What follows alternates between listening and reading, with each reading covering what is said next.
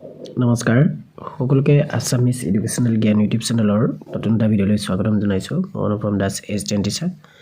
আজি আমি পেঞ্চন বিষয়ক কিছু কথা পাতিবৰ কাৰণে ভিডিঅ'টো প্ৰস্তুত কৰিছো আশা ৰাখিছো আপোনালোকে ভিডিঅ'টো সম্পূৰ্ণকৈ চাব এই কাৰণে চাব যিসকল শ্ৰদ্ধাৰ ব্যক্তিয়ে পেঞ্চন নীতিৰ লগত জড়িত আছে চৰকাৰী কৰ্মচাৰী হয় সেই সকলো কৰ্মচাৰীয়ে এই ভিডিঅ'টো স্কিপ নকৰাকৈ চোৱাৰ প্ৰয়োজন আছে বুলি মই ভাবো কাৰণ বিভিন্ন সময়ত আমি আমাৰ চেনেলৰ পৰা পেঞ্চন সম্বন্ধীয় বিভিন্ন ধৰণৰ ভিডিঅ' প্ৰস্তুত কৰি থাকো গুৰুত্বপূৰ্ণ খবৰ শ্বেয়াৰ কৰি থাকো আপোনালোকেও সহাৰি দিয়ে গতিকে আজিও এই ভিডিঅ'ৰ যোগেদি কিছু কথা শ্বেয়াৰ কৰিবলৈ চেষ্টা কৰিম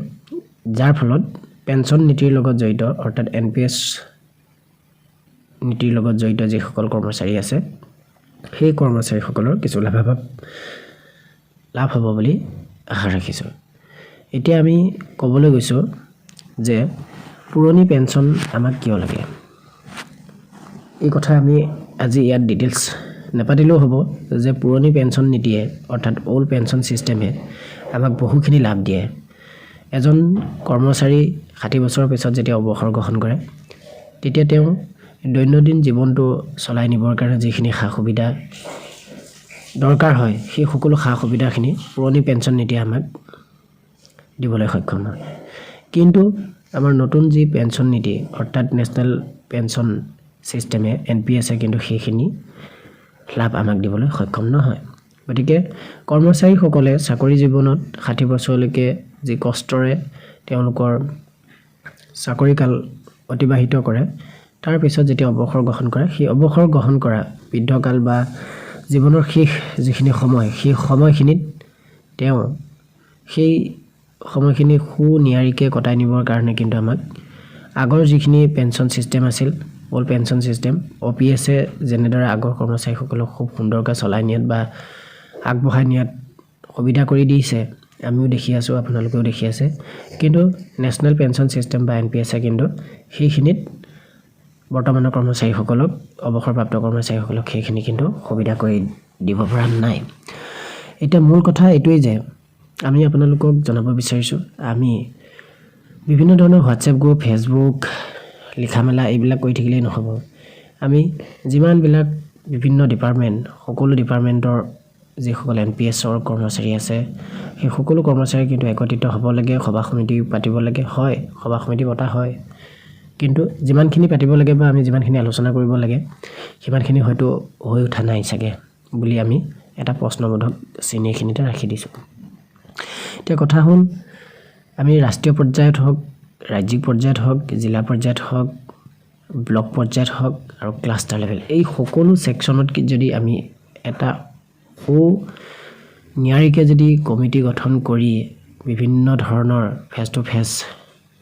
আলোচনাৰ মাধ্যমেৰে যদি এই কথাখিনি চৰকাৰক ভালদৰে দৃষ্টিগোচৰ কৰিব পাৰো আমাৰ দাবী সঠিক সময়ত ৰূপায়ণ কৰিবৰ কাৰণে যদি আমি অহোপুৰুষাৰ্থ কৰিব পাৰো চেষ্টা কৰিব পাৰো তেতিয়ালে হয়তো চাগে আমি এদিন জয়ী হ'ব পাৰো যাৰ ফলত আমি আপোনালোক আহিবলগীয়া সকলো NPS ৰ লগত জড়িত যিবিলাক কৰ্মচাৰী হ'ব সকলোৱে কিন্তু এই বিষয়ত লাভান্বিত হ'ব বুলি আশা ৰাখিছো এটা কথা হ'ল বৰ্তমান হৈছে টেকনলজিৰ যুগ আমি WhatsApp আজি ভিডিঅ' প্ৰস্তুত কৰিছো WhatsAppত শ্বেয়াৰ কৰাৰ লগে লগে ফেচবুকত শ্বেয়াৰ কৰাৰ লগে লগে ইউটিউবত শ্বেয়াৰ কৰাৰ লগে লগে সকলোৱে পাব পঢ়িব চাব আৰু ইয়াতে লাইক কমেন্ট কৰি ইমানতে আমি সামৰণি মাৰো যে আমাক OPS লাগে NPS অতৰাই দিব লাগে গো বেক NPS OPS লাগে এনেদৰে আমি সেন্টিমেন্ট ফালি থাকিলে হয়তো চাগে আমি লক্ষ্যপথত উপনীত হ'ব নোৱাৰিম চাগে গতিকে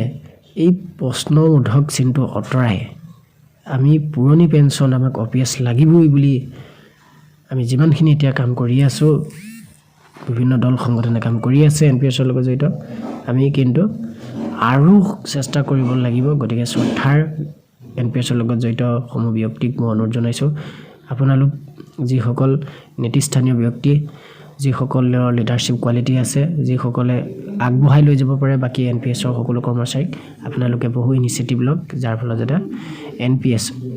অতৰাই OPS টো আমি বাহাল ৰাখিব পাৰো এইখিনি আপোনালোকক আজি জনাবলগীয়া OPS ৰ বিষয়ে যিখিনি মূল কথা ভিডিঅ'ৰ মূল বিষয়বস্তু আপোনালোকক জনালোঁ আপোনালোকক আকৌ ক'ব বিচাৰিছোঁ ভাৰতবৰ্ষ যেতিয়া 1947 চনত স্বাধীন লাভ কৰিছিল সৰু এটা উদাহৰণ তাৰ আগতে যদি ফেচবুক হোৱাটছএপ ইউটিউব কিবাকিবি ঢেৰ কিবাকিবি ছ'চিয়েল মিডিয়া থাকিলেহেঁতেন হয়তো চাগে চবেই ছ'চিয়েল মিডিয়াতে চেণ্টিমেণ্ট ফালি থাকিলহেঁতেন যে ব্ৰিটিছ ইয়াৰ পৰা যাব লাগে গো বেক ব্ৰিটিছ এনেকৈ ধৰণৰ চেণ্টিমেণ্ট ফালি থাকিলহেঁতেন হয়তো 1947 চনত ভাৰত স্বাধীন নহয় চাগে আৰু 10-12 বছৰ হয়তো পিছ পৰি গ'লহেঁতেন কিন্তু আমি ছ'চিয়েল মিডিয়াতে চেণ্টিমেণ্ট নাফালি যিসকল নেতৃস্থানীয় ব্যক্তি আছে আপোনালোকক কাটৰ অনুৰোধ জনাইছোঁ যাতে আপোনালোকে আৰু লিডাৰশ্বিপ কোৱালিটিৰে আগবাঢ়ি আহক যাৰ ফলত OPS আমি লাগু কৰিব পাৰোঁ ধন্যবাদ আপোনালোকে নিশ্চয় এই ভিডিঅ'টো চাই অকমান হ'লেও উপকৃত হৈছে বা আপোনালোকৰ মনোবল বঢ়াবলৈ সক্ষম হৈছোঁ বুলি যদি ভাবিছে তেতিয়াহ'লে নিশ্চয় ভিডিঅ'টো লাইক কৰিব আৰু নতুনকৈ যদি চেনেলটো চাই আছে তেতিয়াহ'লে প্লিজ চেনেলটো ছাবস্ক্ৰাইব কৰিব আজিলৈ ইমানটা সামৰণি মাৰিছোঁ জয় অসম